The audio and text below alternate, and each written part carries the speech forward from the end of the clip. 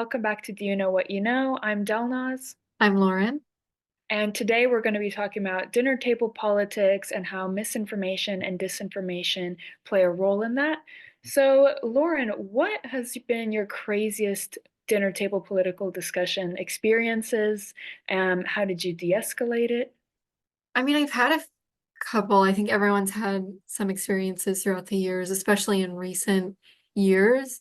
One of the funniest, though, this was not necessarily about like conflict, but this was one of the funniest that I can remember. And it was about um, one of my favorite artists is Brandy Carlisle. I was talking about her one day to one of my family members, and she is gay. She has a wife and kids. And one of my family members looks her up because I'm like talking about her, and she looks her up and says, "Oh wow, she has a wife, which is fine with me." Like they're Oh, yeah. dying laughing. It was like, like people felt the need to kind of have that caveat of like, "That's fine with me." Oh, I Which, know. yeah, I've like you might be able to speak of like people making sure that like everyone knows where you stand, which I think is something that has emerged in recent years.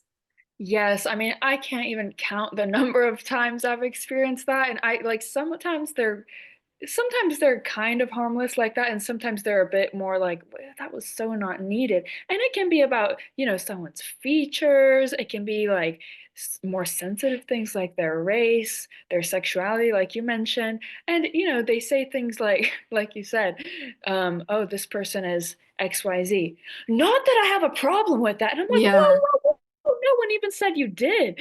And so anytime someone gets like almost defensive for no reason in that way, it leaves me wondering, And it's usually the people who have said kind of controversial things about those things in the past. So mhm, I'm like, I don't know how to view that. I really don't know. I kind of want to say, well, they're saying they have, you know, no problem with it, but it right. shouldn't even be said. Like, why would anyone have a problem in the first place? So I'm really iffy when someone says that, but I never really like, push back, but I do take note of it. Yeah, it's always Um, something that doesn't necessarily need to be highlighted. Yeah. yes, 100%. Yeah, always. And so situations like that or different examples that you may have, do you ever walk away from the dinner table, maybe like Thanksgiving or whatever it might be, and saying to yourself, oh, like I should have said something, or maybe I shouldn't have been a bystander to that. Or maybe on the other hand, maybe you thought maybe I shouldn't have said that, maybe I escalated the situation and it wasn't necessary. I think towards the beginning, definitely before this podcast and this organization, I was more on the side of like not saying anything. And I think in talking with you more and in like having this organization, I've really solidified the importance of where people get information. So I think most of my like follow-ups to people saying like something kind of outrageous, I'll just be like, "Oh, where'd you get that?" Or, "Oh, can you send me that article?" Because that usually kind of just engaging in like a calm sort of, "Oh, can you share how you got that information?" Kind of prompts their own sort of reflection on where they're receiving their information. I think that's important. But what about you? Have you ever like walked away from a conversation thinking, "Oh, I should have said something," or "I shouldn't have said something"? Yeah, it's so interesting you mentioned responding in a calm tone and addressing where the source of information might be rather than pushing back on their point. Because while in my experience, and I'm sure others and maybe yours, there's so many times where you just want to push back and say, no, you are wrong, but that never ends well. And I have this thing, I'm a politics student, I do this and that, but when it comes to family, I mean, it's one of those things where I can't push back everything, for everything Right. they it's just too stressful. And it comes to a point where you know, the relationships and my mental health have to come first in Yeah. those situations because it's family, and it's very complicated. And so I think when I was younger and I started recognizing that some things that were said were wrong or maybe I disagreed with it. And usually it's things that I disagreed with strongly that I even thought about responding to when I was younger, like early teens and even when I was like 12 or so. And sometimes I would, but then the pushback against me would kind of be discouraging. And like you said, over time, gaining experience, and let me just add to that, the pushback against me would be discouraging because it would again be rooted in like false information. So it felt like I felt pretty hopeless. Like, are we just going to go in circles? Um, but through us learning through our podcast and just life experiences, I have I completely agree with you. And if something gets said that's say, completely false. I mean, we're just hearing so much, right? Um, Instead of going completely against it, saying you're wrong, you're this, you're that, even though sometimes I want to. I mean, we're human, Right. Yeah. Instead, I say something like, well, here's another way of looking at it. X source reported blah, blah, blah. And it's a reliable Mhm. source that I use.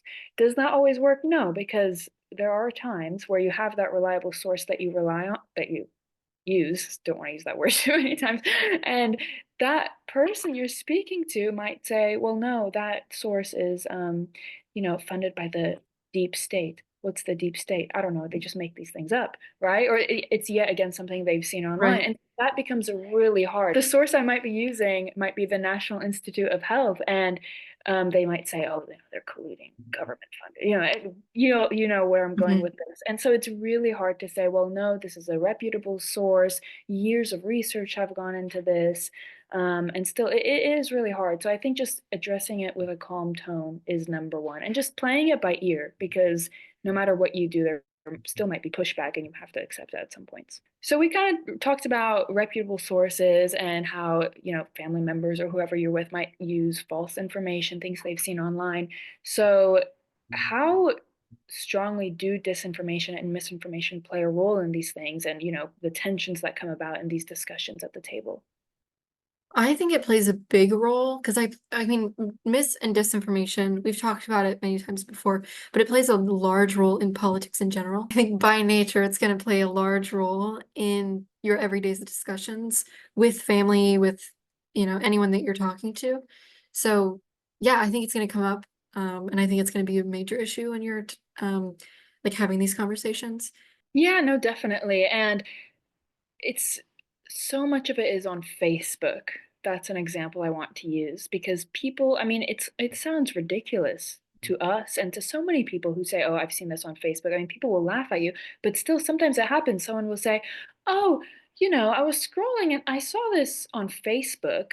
And then immediately I'm just like, "Oh dear, what are they going to say?" Because it's almost always something outrageous. Or sometimes they don't say it in the beginning and they make the Mhm. most, I mean, incredibly ridiculous claim, like, I don't know, aliens are coming down to Earth tomorrow, right? Right. And you ask, okay, where did you see this?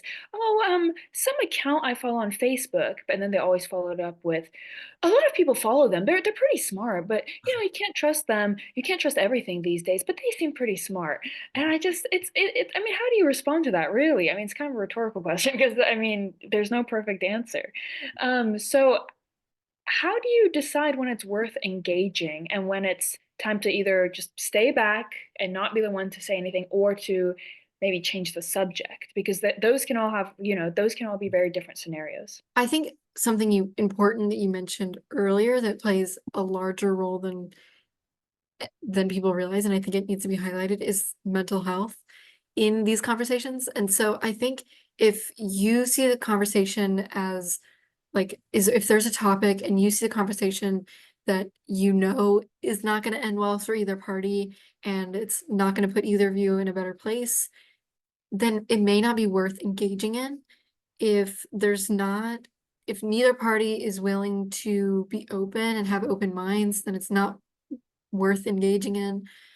So I think it's really important to understand, okay, what am I willing to like hear about this topic? What am I willing to understand about the other point of view? And if this may be a useful conversation or not, and if it's not, then it may not be worth engaging. But I'd love to hear your thoughts about it.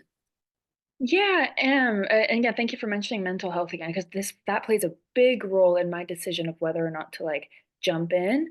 Um, For example, if two people, and again, usually another factor is usually when I'm at these family gatherings these days, it's the evening, it's during my break.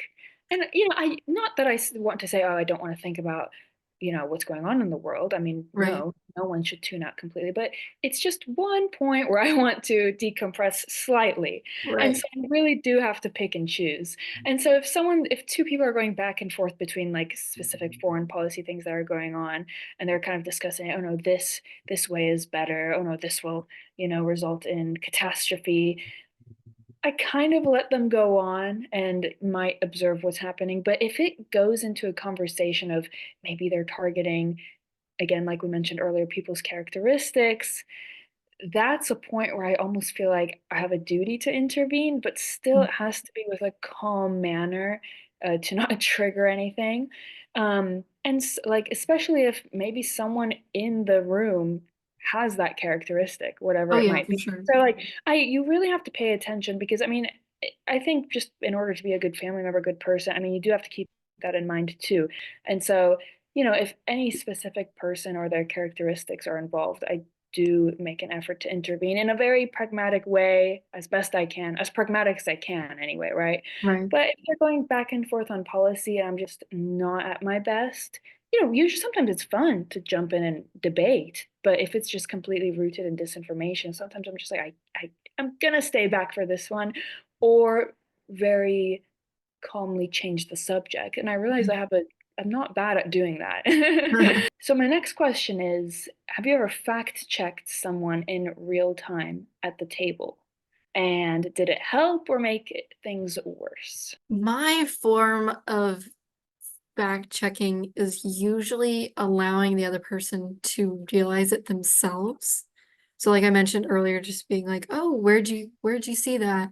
Or, "Oh, can you send me that article?" And then it like gives us a later time to discuss it, to maybe like, especially if the conversation's getting a little bit more heated, it's like, "Oh, can you send me that? I'd love to like take a look at it." Especially I think now, maybe you've experienced this as well, but like in our with our organization, like with the podcast, we like kind of have this, well, I mean, we study misinformation and we talk a lot about it. And so we kind of, at least in my family, we're like, oh, people make comments all the time, like, oh, you can't always trust, you know, and like people say that all the time. So I think like sometimes most of the time, I just allow them to realize, or I like draw attention to it in a way that is calm and like rather than escalating it to be like, oh, well, I think that's false. Right. So, but yeah, I would love to hear more about how you navigate that because I'm sure you're kind of put in the same position where it's like, always brought up. Yeah, I mean, like people know about the organization and they also know I study politics. So it's oftentimes Oh like yeah, they'll be talking and say I'm sitting over there just like drinking my tea, trying to watch TV or whatever. And all of a sudden it's just like, what do you think? And I'm like, oh, and that's fine. Like again, I need to make sure listeners know I'm separating, just like healthy debate and debate yes, that's rooted in disinformation. Because the healthy debate, I mean, it kind of has the same thing, engage when you can, disengage when you can. I mean, just because I'm a politics student doesn't mean I have to input in every single thing. But right, whenever it comes back to those claims that are completely false, for example, and again, going back to the previous thing I talked about, sometimes harmful to certain groups of people. One example I have is prior to the November 2024 presidential election, there was a false claim going around that targeted a specific ethnic group. And, it was completely rooted in disinformation. And one of my family members brought it up because we were all saying, oh, this is ridiculous, this is harmful. And one of my family members said, oh, well, actually, no, it is happening. It is happening. I've seen it. And so, most people didn't say anything, but I kind of turned my head because again, this was very sensitive. It's not like we're talking about, oh, let's debate this tax policy. No, this right. was targeting a specific group of people. And if I'm not mistaken, the word Facebook was brought up, and immediately I was like, ah, okay. And so she was trying to find it. And I remember I told her, because at this point, most people had disengaged from the conversation and the subject had changed, but she was still trying to look for it. So I knew if she did find whatever article it was that was probably not a good source, she would have tried to bring it up again. And I just told her, you have to be careful with these Facebook posts. A lot of them are trying, or clickbait. They're trying to get clicks, and a claim like this does get clicks, right? And so that kind of calmed her down, and she ended up she stopped looking for it actually. And so I felt really proud of myself because I think that's what you described. She came to the realization that, oh yeah, I mean, just gonna put that aside. It probably wasn't real anyway. Yeah, you're right. It was probably clickbait right in her head, even though she didn't say anything to me out loud. And so I felt like I did a good thing there because if she had brought that up, I mean, this like harmful narrative would have been just brought back into the conversation. And at that point, I would have had to intervene in a more direct way, which, I would like to steer clear of when it's not necessary. Right. So that is one instance of that. My next question is this, and I think this is very niche to us, considering that we study disinformation, misinformation, and our interests are heavily in politics, current affairs. So what do you do when someone brings up politics in some sort of a gotcha way, like they're looking for a fight? They use those trigger phrases. You could either answer this in the context of someone saying it to the whole table or saying it maybe directly to you for the reasons I described. That's a really tough question. Honestly, I'm a person who really likes to read through all the information before like building any sort of opinion or kind of argument on it. And so usually I'm not as engaging as they're looking for in the sort of like gotcha way and they want me to say something I'll regret or whatever. I usually I feel like I've said this a million times, but I usually ask them for the article or ask them for their information so I can build my own sort of information around it. By the way, I think that's important to do building any sort of opinion about things. That's kind of where I go. I try not to give them a whole lot of strong reaction that I know they're looking Which is for. what they're looking for anyway. Yeah, exactly. So, yeah, but what about you? I mean, because I Yeah, imagine people kind of do it all the time, especially like as a politics major and yes. Yeah. Um, in fact, so like with most random person I could meet on the street. So what are your thoughts on the world? I'm like, I'm just walking down the street. But anyway, bringing it back to the dinner table, um, I a lot of the times tend to do the same thing that you do. You know, oh, where did you see that? Or I get if I already have an opinion on it, I simply give my opinion in a very clear and concise way rather than arguing with their point because again, in this scenario, that person is just trying to get a strong reaction out of me. And so it's best to not give them that. And I'm not saying like our family members have these malicious intentions, right, right? But I mean, it's human nature. You want to engage with people and maybe people enjoy those heated conversations, which sure, like if me and you are talking about this topic, for example, I'm really enjoying it, going back and forth on it. But I tend to stay calm. I tend to just give my opinion without really arguing against theirs, unless it does lead to that point. Because when someone is looking for that reaction, it's literally all they want. They're not looking for a mhm, very like broken down constructive debate. And so I kind of shut it down by giving them that, by giving them some stats, right, and maybe suggesting some sources for them to read. And that almost always works because I think they think it's a bit boring when I do respond in that way. And so they kind of like just retract and the subject might change. But I always make sure that false, especially if it's directed towards me, any like statement they make that's completely false and possibly harmful doesn't get left up in the air. Like I do want to make sure it's cleared up. But again, I'm not going to engage in an hour-long debate based on right. nothing. And like I said, end of the day, I'm probably just trying to eat my turkey. So I'm going to do my job and, be calm and enjoy my time at the table as best I can. So I do have a question about conspiracy theories, which we did have an episode on.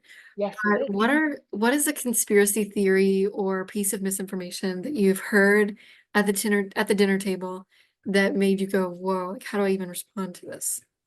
Yes, and I'm glad you mentioned the conspiracy theory episode. Go watch that, guys. And I also want to plug another episode that we did. We did an episode with Dr. Rosalind Dean, and that is posted as well. Go look at that. And the reason why I brought up that episode is because she's a medical doctor, and we spoke about vaccines and the conspiracy theories surrounding them during COVID specifically. During COVID, and even now I hear it, but during COVID especially, the amount of conspiracy theories about the vaccine I heard just blew my mind. And what's funny is that it always would start off quite innocent and it would be like, oh, what do you think? And maybe someone would respond with, well, got developed pretty quickly. And at that point, it's just kind of like, but then someone will just come out and say, you know, they're planting chips inside you, the same chips that go into the computers, by the way, and they're going to track your every move, whether you go from here to there. They're going to put that under your file. And I'm just like, I'm sorry, am I watching like a sci-fi film right now? And so anytime that would come up, it genuinely would make me stop in my tracks like, I'm sorry, what? Like I said, it starts off innocently, and I wouldn't really like no alarm bells would go off for me when people would start, questioning a couple things here and there, fine. But of course, I would always try to introduce reliable information to that. But when these things like this were said, it's just, again, it goes back to one of those things that I can't go to them and say, oh, well, the CDC says this, because then they're like, oh no, they're involved. And so what am I supposed to do at that point? And so it's really complicated. And I wish I could give a straight up answer for people to deal with this, but I really can't. Sometimes you cannot convince everybody, and that's okay. Introduce the reliable information, but if your source, is believed to be involved somehow, I mean, what can you do at that point? Probably nothing. Just try your best to make sure at least not everybody in the group ends up believing them. How about you? Have you ever encountered anything like this? Yeah, definitely about the medical. Again, check out the episodes with Dr. Dean. It's really great. But she talks about um, kind of how medical myths and disinformation is impacted in her community. The way that medical myths and disinformation spreads in rural, small communities is completely different than how it spreads in, or than how it impacts urban communities. So I think that is something that I have really encountered a lot. And like you said, there's no really good way to counter it because you can't like you said, like you bring up like something the CDC or like a reliable source and they're like, oh no, they're in on it too.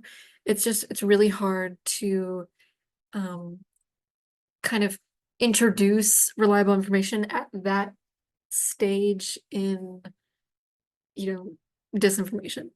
But that's why we're here and why we're trying to do it. As someone like who approaches you and says, "Oh, I saw this video," or "Oh, um, it's on this video they don't want you to see," like whoever they is. I love that you brought that up. Sorry, I don't know if your question was complete. No, that was yeah. Right, yes. I just whenever you said that, whenever you said we don't know who they is, because like who is they? Genuinely, it's always like, you know what they're doing. They don't want you to know. I'm like, who? Yeah. And what they usually mean, oh, the deep state, and by that they mean the government. I'm like, these poor people, they're trying to pay their bills. They went through years of school. They're very intelligent. They're working in, whether it's like medical research or other departments, right? They're, just trying to pay their bills, as are we. They're doing good work for the world, and all of a sudden they're this like machine that wants to take over. Like, what, when did that happen? But anyway, when someone does approach me with that, it's very similar to all the other scenarios we explained. I let them usually show me, and usually I can't hide my reaction. I'm like, oh yeah, what is it? And they expect that from me too. It's fine. Yeah, so they bring it to me, I watch it. And I'm not saying every video that someone shows is completely fake, but in this scenario, it usually is. And so let's say it ends up being, this just ridiculous, oh, these public officials are actually lizards, or whatever. And so I watched that, I'm like, okay. And depending on the person, right? If this is more of a peer, I almost start laughing and I'm like, you cannot be believing this. This is completely fake. And I usually like get their phone and I'm like, look at the profile. I mean, this is a person with like 10 followers, no name. It looks like they joined the platform like 10 days ago. Don't believe this. Um, but it's a bit different when it's say an older relative, right? I mean, you cannot do that. So in that scenario, I typically just approach it in a much more calm way. And I say, well, this seems, I'm like, well, this seems to be a very new account. Have you ever thought that this might be a bot? And it might cause them to think for a second or two. And then I usually say, platforms like Facebook do not regulate these bots well enough, and all they want is your clicks on it, and I tell them, I'm like, things like this do catch people's attention like they caught yours. So do you think it's a possibility that it could be completely false?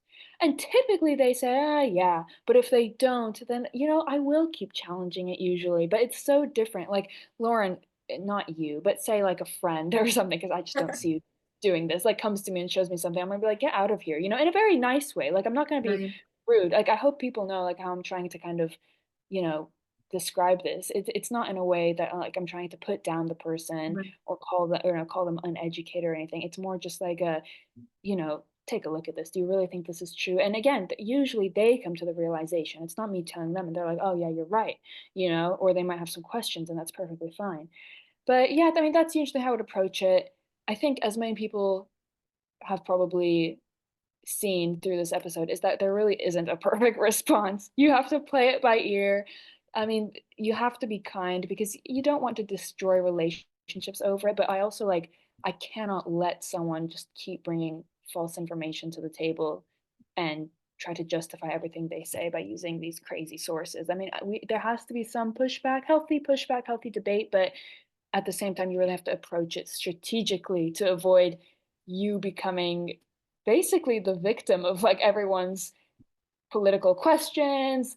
Did you see this video? Did you see this? And again, it's not the political questions that bother me. It's the political questions that are framed like they don't want you to see this. right. That's like, are you kidding me? I think it's really important to remain calm in these scenarios and like really prioritize your own mental health in addition to, standing up for the beliefs that you feel strong enough about to really say, look, I don't think that's true. And I think we need to kind of think about like, oh, where'd you get that information? And oh, you know, what kind of sources are you looking at? I think that's important to kind of do both at the same time and kind of navigate that.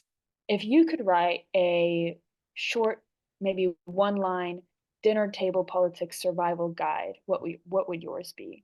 Well, I'm going to bring up this source that I went to, and it's the University, Michigan State University, who says their first tip that they, in an article that, written by some experts on how to approach political conversations, say consider your goal. And I think Dalnaz and I kind of talked about our goal in this is to seek to understand and not necessarily persuade. I think that's one of the important ways to approach the conversation. Yeah, I really couldn't have said it better myself. That's excellent. I never really thought about it that way, actually. Consider what your goals are when you go to approach these conversations. That's excellent. I think everybody should write that down because I'm going to. And I'm going to take it with me in my pocket for the next family gathering. The only thing I would add to that is try to find out where the other person is coming from. Because when someone does approach us with those, I hate to frame it this way, but sometimes insane or ridiculous claims, they're obviously rooted in false information. It's really hard to want to retaliate immediately, but just consider where they're coming from. Why did they see this source in the first place? We all know how the social media algorithms work, and so just take a step back, look at them as a person, not just as the claim. Right? That goes into considering your goals. You want to have a healthy discussion. You don't want to just argue with this person. Alrighty. Well, thank you so much, Lauren, for Thank you. discussing this amazing topic with me. And I hope that people will take away whatever they learned from this to their next gathering. And if it works, let us know. Write to us on Instagram at dyk.wyk,